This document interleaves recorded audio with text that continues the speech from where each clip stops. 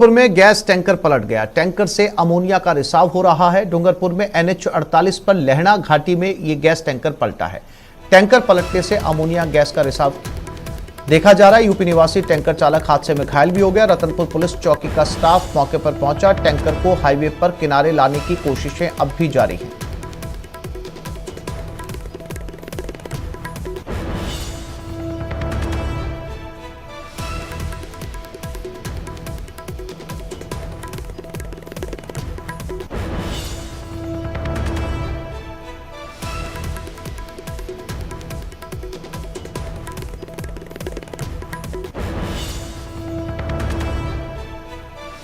और ये तस्वीरें जहां पर अमोनिया गैस का रिसाव इस समय हो रहा है।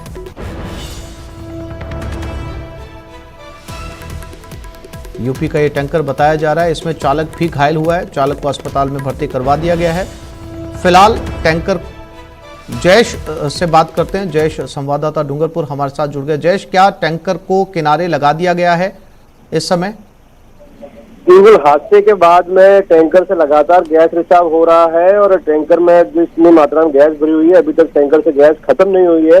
क्योंकि अमोनिया गैस से आंखों में जलन और सांस लेने में तकलीफ होती है, ऐसे में कोई नजदीक नहीं जा पा रहा है। जब तक गैस पूरी तरीके से खत्म नहीं होती तब तक टैंकर को न तो साइड किया जा सकेगा और न ही एक तरफ का जो यातायात है वो बहाल किया जा सकेगा।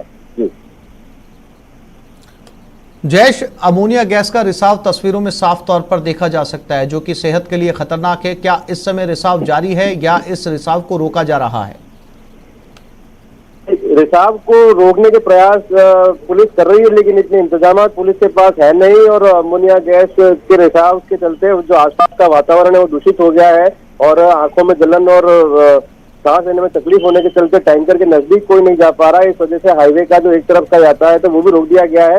अब ऐसे में पुलिस के पास सिर्फ एक ही रास्ता बचता है कि जब तक अमोनिया गैस टैंकर से पूरी तरीके से रेस्ट करके खत्म नहीं हो जाती तब तक टैंकर को नहीं हटाया जाएगा और न ही हाईवे को पूरी तरीके से बहाल किया जा सकता है। जी जयेश, जानकारी के लिए आपका धन्यवाद।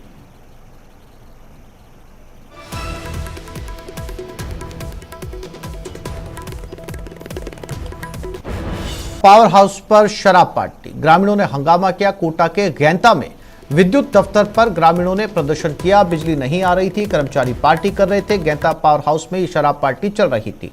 गुस्साए ग्रामीणों ने मौके पर पहुंचकर हंगामा किया। मौके पर शराब की बोतलें मिली है। ग्रामीणों ने अफसरों से शिकायत की।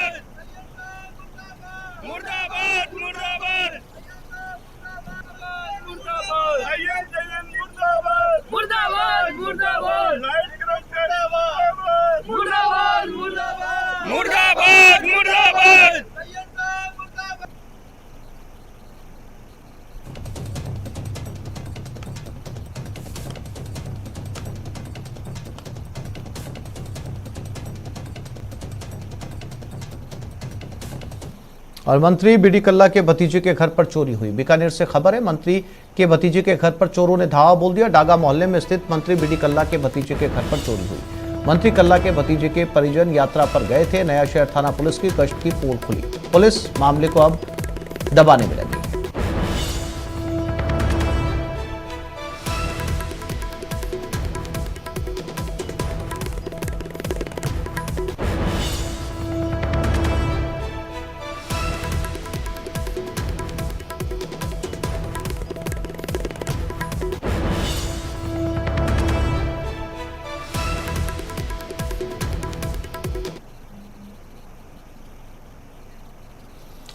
और बुलेटिन में अब बात करते हैं स्कूल में तालेबंदी की। पहली तस्वीर गंगानगर से। स्कूल क्रमोन्नत करने की मांग को लेकर ग्रामीणों ने गेट पर ताला जड़ा। दूसरी तस्वीर अजमेर से, जहां शिक्षकों की कमी को लेकर ग्रामीणों ने स्कूल पर ताला लगा दिया।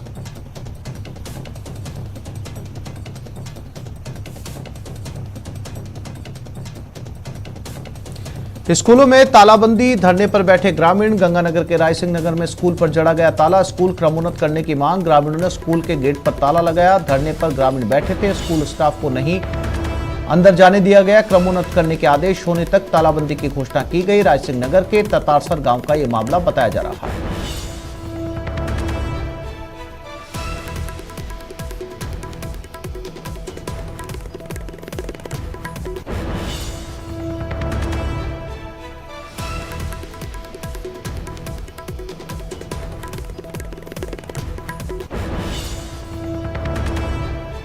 1958 से ये स्कूल चल रहा है और आज तक इसका कर्मोन्नत नहीं हुआ। अभी भी 8वीं तक की ये स्कूल है और जैसा कि प्रधानाचार्य से बात हुई तो उन्होंने बताया भी स्कूल में बच्चों की स्ट्रेंथ भी काफ़ी अच्छी है, करीब 150 के लगभग बच्चों की स्ट्रेंथ है। इतनी बढ़िया स्ट्रेंथ को देखते हुए इन बच्चों की और ग्रामवासियों की स्कूल कर्मोन्नत करने की जो मांग बिल्कुल वाजिब है और प्रशासन को और शिक्षा विभाग को इस पर तुरंत संज्ञान लेकर इस विद्यालय को कर्मोन्नत करे।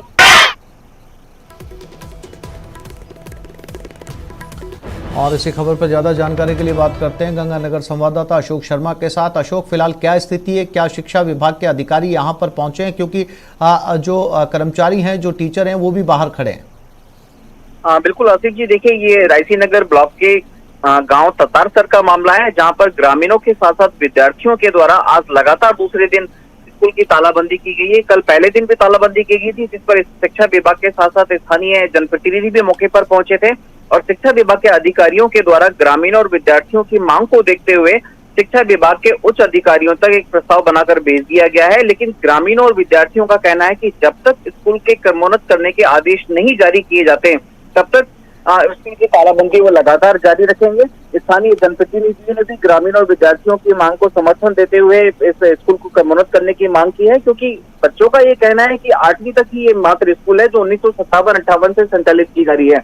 लेकिन स्थानीय जनप्रतिनिधियों के साथ साथ शिक्षा विभाग की उदासीनता के चलते इस स्कूल को कर्मोन्नत नहीं किया गया, जबकि इसमें काफी सारी संख्या में बच्चे पढ़ते हैं। और सबसे खास बात यह है कि बच्चियां जो है जिन्होंने इस बार 8वीं पास की, उनका ये कहना है कि वो इस स्कूल से टीसी नहीं लेंगी और यदि उन्हें जबरन टीसी दी जाती है तो वो अपनी अगली जो पढ़ाई है 9वीं 10वीं की है वो बिल्कुल करेंगी नहीं और इस पढ़ाई छोड़कर अपने घर में बैठ जाएंगी। तो बच्चियों का साफ साफ कहना है कि जब तक स्कूल को कर्मोन्नत नहीं किया जाता तब तक ये तालाबंदी जारी रहेगी। जी, जानकारी के लिए आपका धन्यवाद।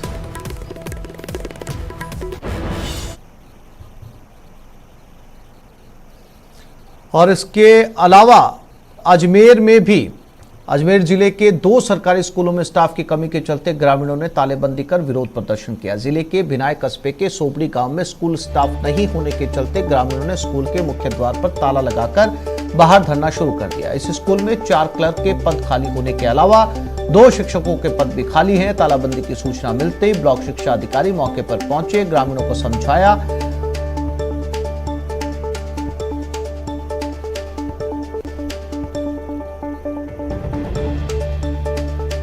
और अभिजीत से बात करते हैं, अजमेर संवाददाता। अभिजीत, अभी क्या स्थिति, क्या किसी तरह की समझाइश की गुंजाइश वहां पर नजर आ रही है? शिक्षा विभाग के अधिकारी वहां पर पहुंचे?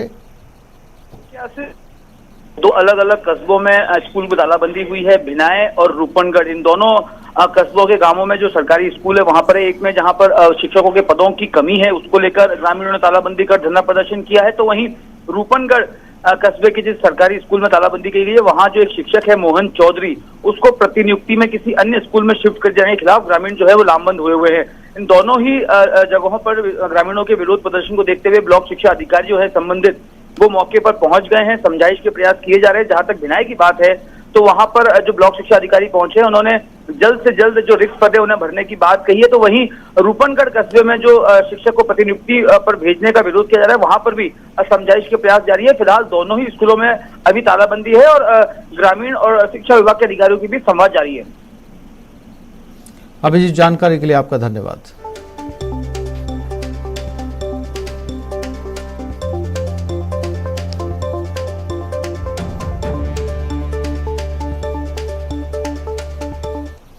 और बीकानेर में नगर निगम की कार्रवाई, अतिक्रमण पर नगर निगम की कार्रवाई की गई। तुलसी गौशाला का अतिक्रमण हटाया गया। पहले अतिक्रमण हटाने पर विरोध हुआ था, विरोध से बचने के लिए बुलडोजर चलाया गया, पूरा अतिक्रमण ध्वस्त किया गया।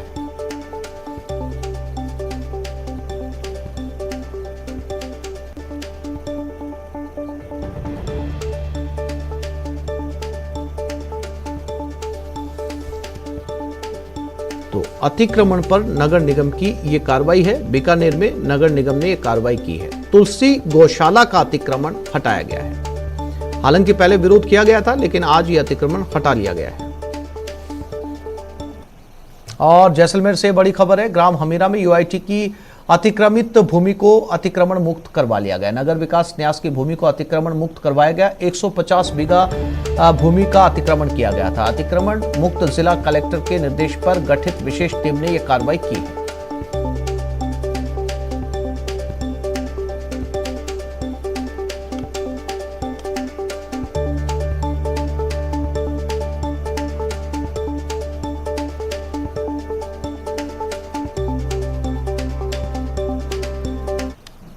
और बूंदी में आकाशीय बिजली गिरने से एक बुजुर्ग दंपति की मौत हो गई। हर दिन की तरफ खेत की तरफ वो गए थे रखवाली करने। रात को वापस घर नहीं लौटने पर उनका बेटा खेत जाकर देखा तो उनके माता पिता का शव मिला, जिसके बाद पुलिस को सूचना दी गई। मौके पर पहुंची पुलिस ने घटनास्थल का मुआयना किया। दंपति के शवों को पोस्टमार्टम के लिए मोर्चरी में रखवा दिया। पोस्टमार्टम के बाद शवों को परिजनों को सौंप दिया जाएगा।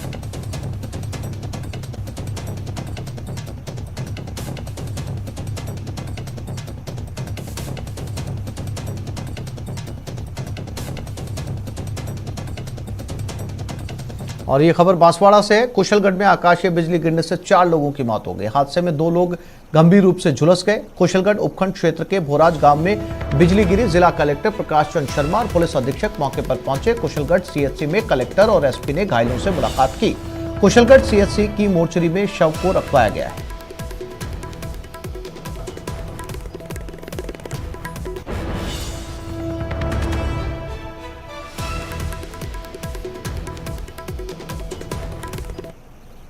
अचानक आकाशीय बिजली गिरी तो एक घर में मोहन का हीरू और सुनीता मोहन उसकी लड़की।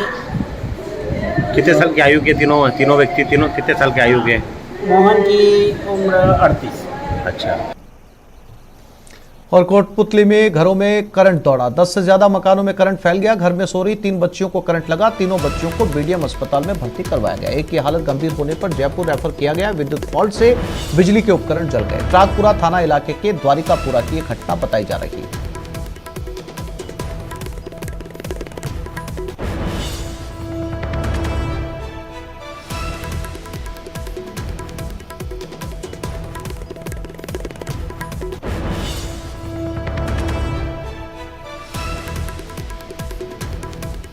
हैदराबाद और बिहार से जुड़े उदयपुर हत्याकांड के तार। बिहार के भागलपुर के रहने वाले मोहम्मद मुनव्वर हुसैन अशरफी की तलाश। 36 साल के मुनव्वर हुसैन अशरफी कुछ समय से हैदराबाद में रह रहा था। एनआईए ने अशरफी के हैदराबाद वाले घर पर समन चिपकाया। अशरफी को 14 जुलाई को जयपुर एनआईए दफ्तर में बुलाया गया है। अशरफी की तलाश में फिलहाल एनआईए की टीम जुटी हुई है।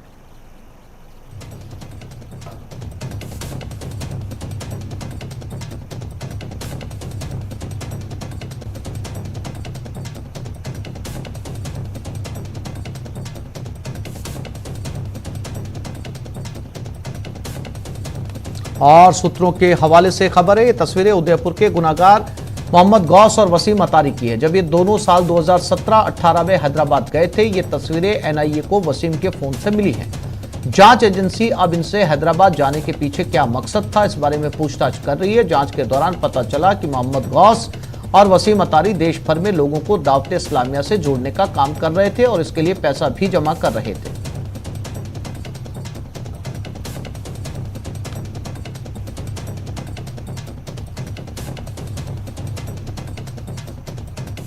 चलिए आपको बताते हैं कि रियाज और गौस के पकड़े जाने की पूरी कहानी क्या है, साथ ही इस ऑपरेशन में पुलिस की मदद करने वाले शक्ति सिंह और प्रहलाद सिंह की भूमिका क्या थी।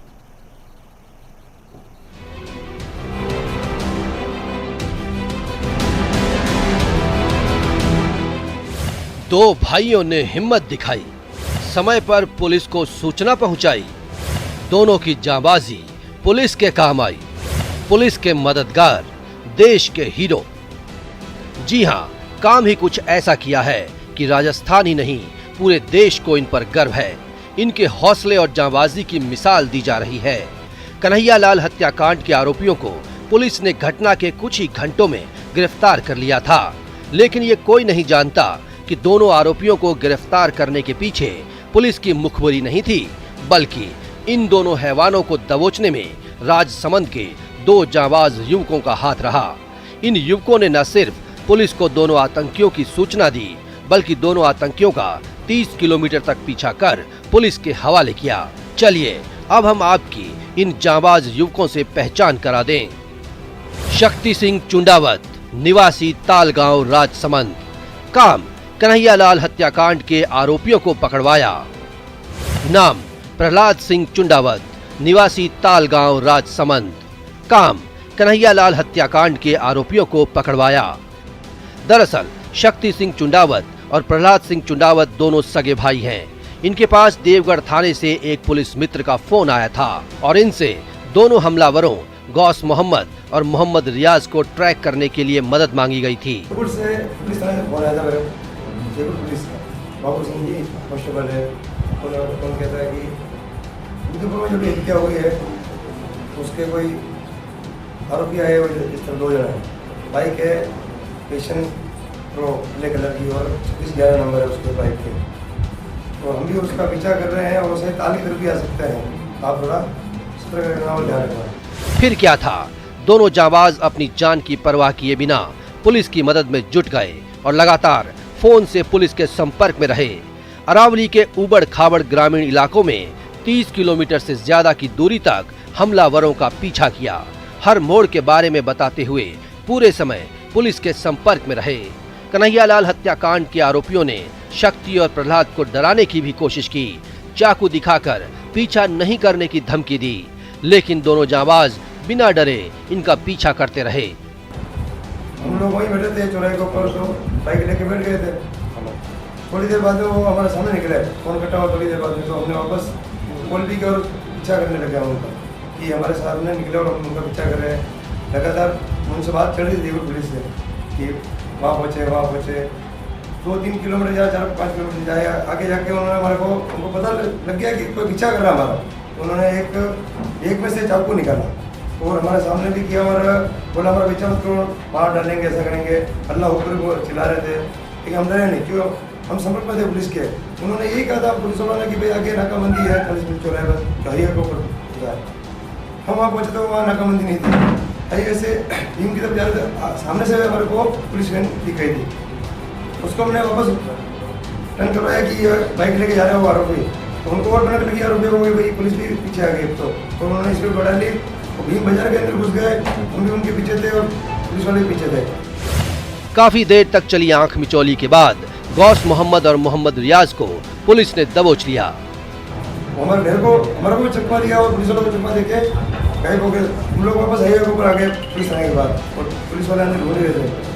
फिर थोड़ी देर बाद हमारा वापस दिखे वहाँ पे कचरे की तरफ निकलते हुए। तो हमने चिल्ला के बोला कि वो जा रहे और कांस्टेबल खड़े थे तो वो भी बाइक लेके दौड़े, हम भी दौड़े थे और पीछे से गाड़ी भी आ गई थी। तो 8-10 किलोमीटर आगे जाके उनको पुलिस वालों ने पकड़ा। हम भी वहाँ पहुँच गए थे। अब शक्ति और प्रहलाद देश के नायक बन गए हैं। पूरा देश उनके हौसले को सलाम कर रहा है। न्यूज़ 18 भी इन जाबाजों की बहादुरी को सलाम करता है। Bureau report, news 18 Rajasthan. Nupur Sharma के खिलाफ विवादित वीडियो बनाकर उसे वायरल करने के आरोपी सलमान चिश्ती को अजमेर पुलिस ने देर रात गिरफ्तार कर लिया। वीडियो में सलमान चिश्ती ने नूपुर शर्मा को मारने वाले को इनाम देने की बात कही थी। आरोपी सलमान चिश्ती दरगाह थाने का हिस्ट्री शीटर भी है और आदतन नशेड़ी भी। 2 दिन पहले वायरल वीडियो सामने आने के बाद पुलिस ने केस दर्ज किया। एएसपी विकास सांगवान की अगुवाई में दरगाह उपाधीक्षक संदीप सारस्वत, दरगाह एसएचओ दलबीर फौजदार सहित क्यूआरटी की टीम और जिला पुलिस की स्पेशल टीम ने दरगाह इलाके में तलाशी अभियान चलाया और मुखबिर की सूचना पर आरोपी को गिरफ्तार कर लिया।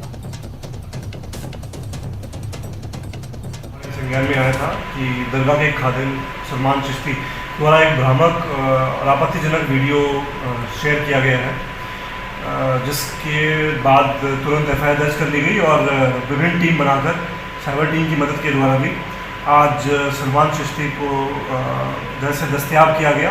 अभी उनसे पूछताछ जारी है। उनको उनके खादिम मोहल्ला से ही अभी दस्तयाब किया गया है।